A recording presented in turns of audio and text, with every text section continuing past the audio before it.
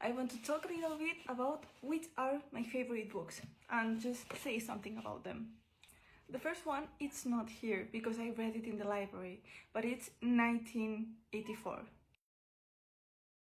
A classic, the classic of the classics. And some things are famous because they are really good, and I think this is the case of this book. 1984 is a really good book, and that's why it's so famous. It's a very interesting book about surveillance, about not even having freedom of opinion or freedom of thought, thinking what you want to think. And for me, the ending was apotheosic. It was a very impacting twist. I didn't expect that it ended the way that it ended, and I feel like it's a book that makes you think about the world you're living in. In fact, I got interested in politics after I read this book, and for me this book is also really important because it was a book that made me love books again after spending all my high school watching anime and K-dramas instead of reading.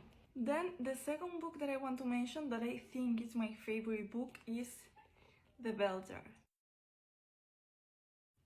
This book is really special for me because I felt really identified by the main character in the first part of the book, something that really impacted me in the second part of the book because she wanted to commit suicide, and after empathizing so much with her at the first part, I got really confused, in fact.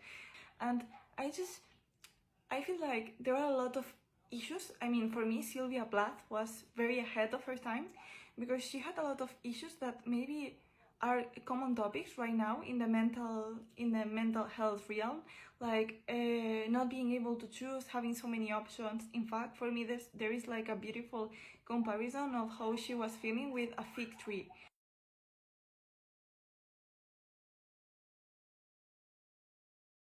And for me, this is one of the best parts of the whole book because she felt like she had so many options, and that her life was a fig tree, and that each fig was a possible future, a possible husband, a possible life, a possible occupation.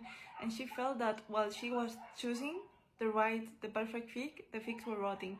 And this part just stayed in my mind for a lot of time, and for me this impacted me a lot, this book, and I haven't ever felt so connected to another character.